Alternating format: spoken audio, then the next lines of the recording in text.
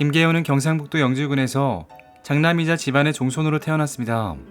그의 집안은 과수원 경영으로 풍요로운 삶을 살았으며 기독교를 받아들인 독실한 기독교 집안이었습니다.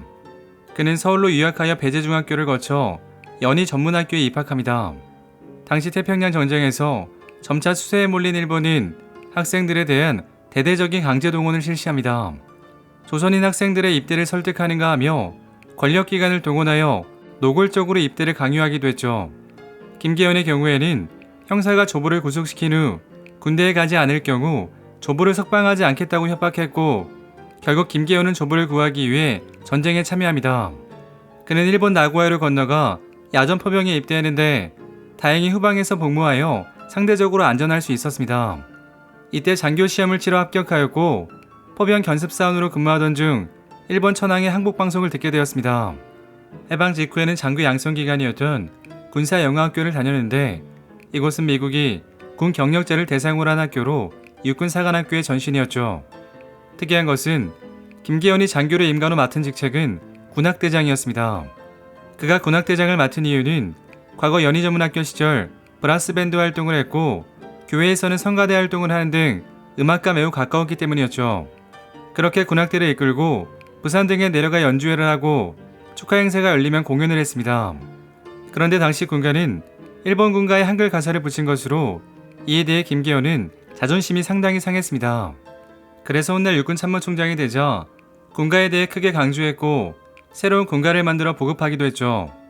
그리고 사실 김계연의 주특기는 포병으로 과거 일본군에 끌려갔을 때 포병으로 견습사관까지 올라갔던 경험이 있었습니다.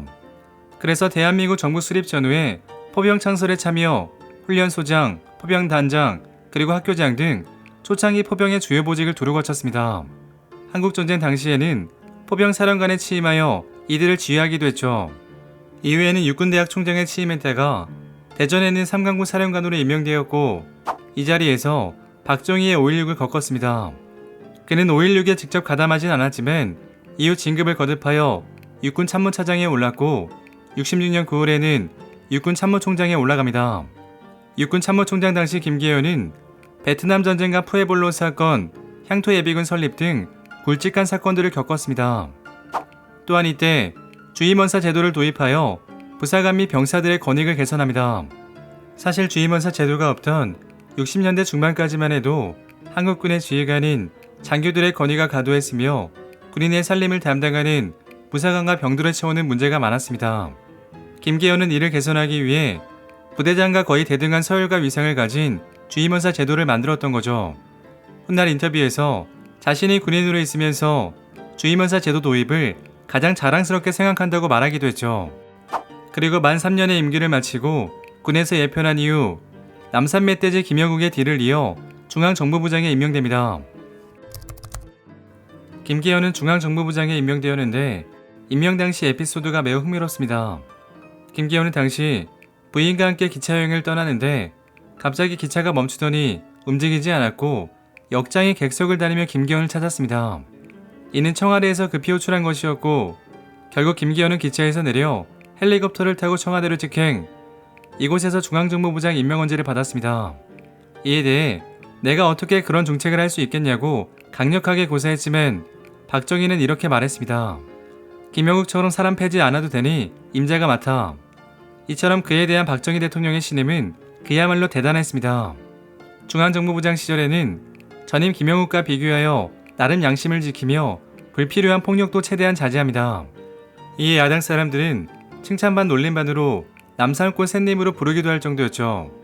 그러나 대통령 선거에 대한 대비에 미입했다는 이유로 경질되었고 후임 정보부장에는 주일대사였던 이유락이 등장합니다.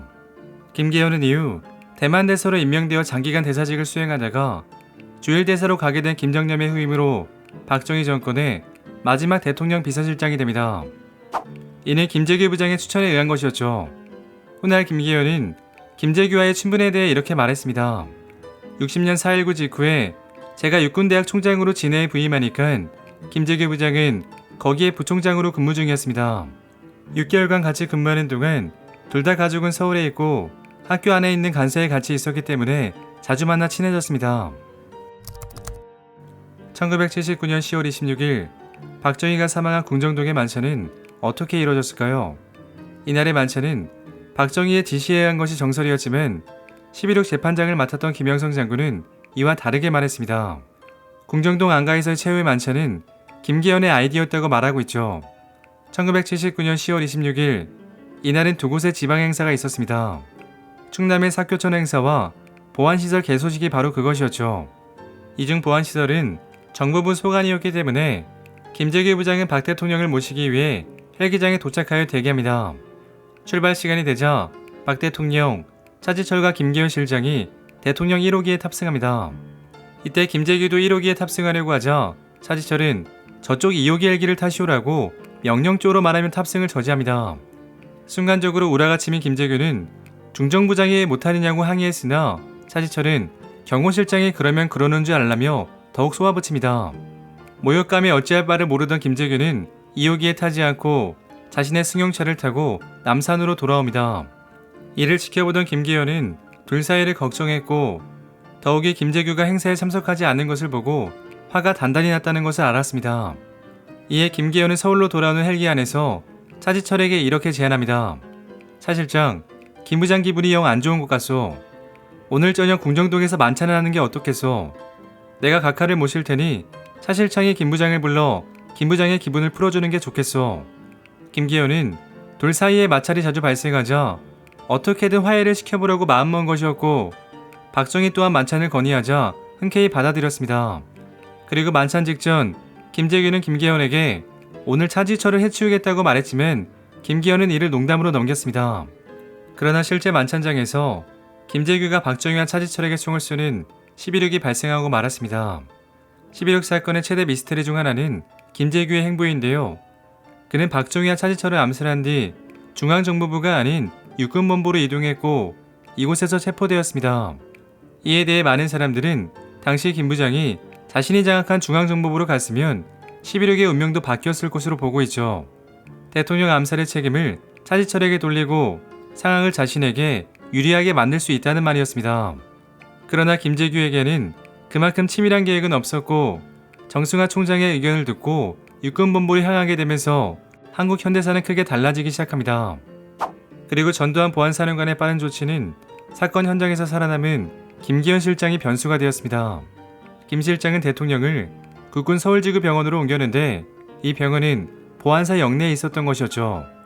이후 육군본부로 가서 범인은 김재규라고 말하며 김재규를 체포하는데 결정적으로 공헌합니다. 김재규는 법정에서 이렇게 말했습니다. 각하를 병원으로 후송한 것을 몰랐다.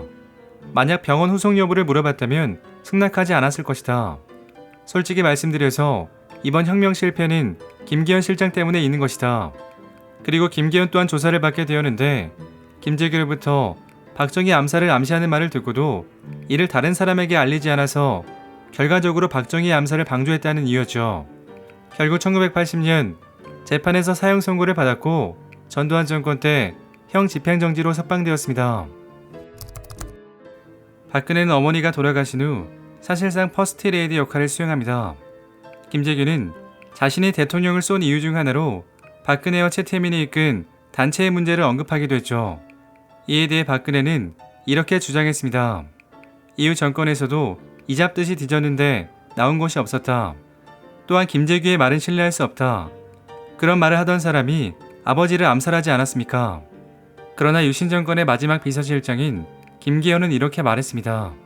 최태민은 이런저런 문제가 많았습니다. 그런데 그 내용은 최태민은 아주 선량한 사람인데 왜 김재규가 모략을 하여 아버지에게 이상한 말을 하냐면서 오해가 생겼습니다.